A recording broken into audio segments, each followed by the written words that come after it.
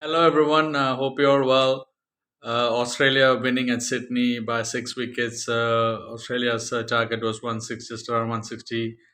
India not adding much runs from yesterday, and Bumrah also not able to bowl, so it was good for Australia. And Australia had a decent opening partnership, 39 between Constas and Khawaja, both of them batting pretty well. But then Steven Smith and Labuschagne also falling cheaply, and Australia were like 58 for three, and then 101 or four for four. So Australia were in a spot of bother, and 160. That's what I was saying yesterday. 180 to 200 would have been an ideal target, but 160 was a bit too less, especially without Bumrah. And even before the Test series started, I had said that Bumrah will be such a key in this Test series, and he is the man of the series, by the way, for his 32 wickets and were bowled to Bumrah. Unfortunately, he couldn't bowl in this innings, and but I did mention that India's support bowling will be the key. How much support Bumrah would get, and it hasn't been really good. I mean, the Test that India won, it was okay, but after that, as it seems like it was just Bumrah bowling all the way. I mean, the support bowling on a pitch like this, India should have. I mean, 4 wickets, 400 and was okay, but that partnership again, Travis Head and Best, a 50 plus partnership. I mean, Travis Head again proving to be a nemesis for India. But it is a very fair deal. I think Australia were the far better team in this Test series. If not for that rain, the Brisbane Test would have also been won by Australia. Even Sanjay Manjrekar was saying that today, that honestly, rain helped India in Brisbane, so it could have been 4-1. And even that Perth after 150, the first innings, if not for that excellent spell from Bumrah, I mean, even India could have lost that test as well. It could have been easily 5-0 on another day. So India coming out with 3-1, which is a very fair uh, description of what the sides are. I mean, Australia's bowling was really, really good all-round bowling, not just relying on one person. And I was talking about how good Scott Boland was. I mean, his first 10 wicket haul, and I'm really, really happy for him. He's an amazing bowler. And every time he is brought into play for Australia when there is an injury, he performs really well. And I've mentioned in one of my videos that his average is very low for a bowler, very good. But unfortunately, he always hits out when the top bowlers come back. Maybe that is going to be a change in the Australian team. And I also loved it to see that the Australian Cricket Board made the change, dropping Mitch Marsh. I had said that Mitch Marsh should be dropped from the team, that he is an excellent talent. But for the sake of Australian cricket, he needs to sit out to take a test series seriously and not play it like T20 cricket. India obviously having huge problems with batting. Even after that New Zealand series, I was saying India's problems in batting overseas. India did well at Perth, the second innings. And by the way, in this whole test series, India have only passed 200 runs three times. One was that very good innings at second innings when India got 500 plus at Perth, then two more times. But even those two times, it didn't look like India were going to get to 200, and it took a lot of late order partnerships for India to pass 200. So that is definitely not good signs for India. Only passing 200 three times in the entire series. Virat Kohli getting out 8 times, edging to the slip and the keeper, which is also terrible. So India have a lot of questions to answer: batting, bowling, team combination. So I don't know where India will go from here.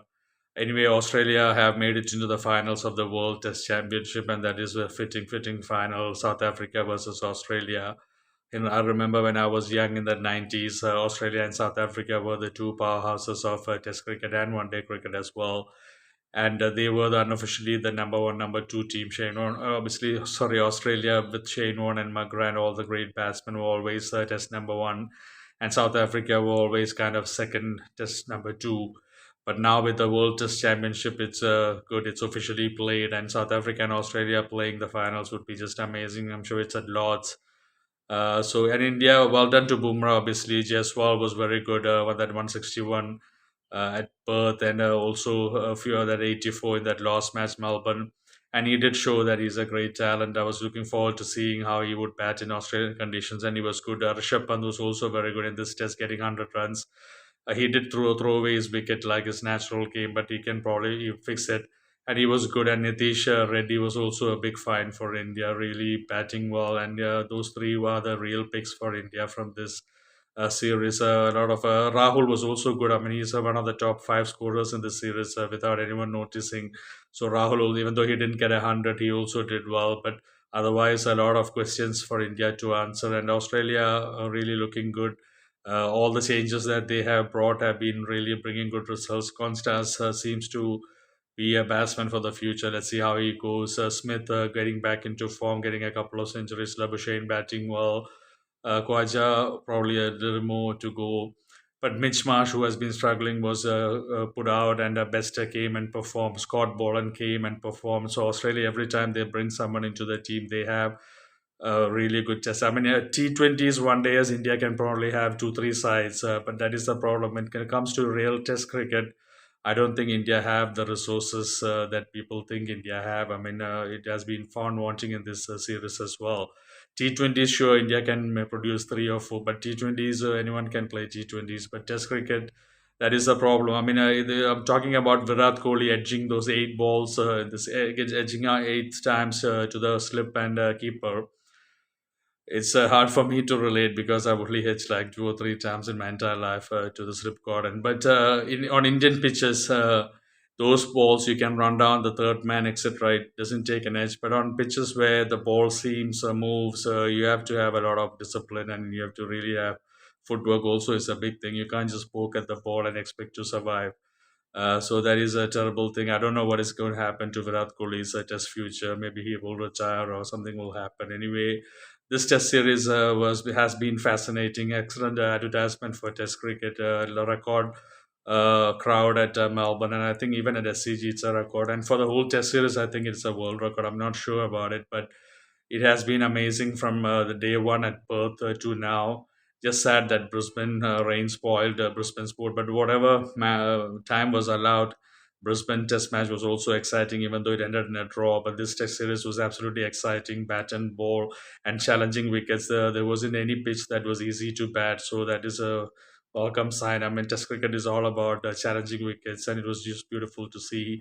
And last, well done to Australia, well done to Pat Cummins for amazing captaincy. First time he's winning the Border Gavaskar trophy, so well done to Australia. Well done for making into the World Test Championship finals, and congratulations to Australia again, and good luck to South Africa and Australia for the World Test Championship final. I'm sure a lot of people are going to watch it. I've really enjoyed bringing this series to the viewers. I mean, those who watch me. Thank you so much for supporting me as well and for listening for my videos. I hope I have given a very fair uh, coverage of the test series in my capability. So I thank you so much for that. Take care. God bless you.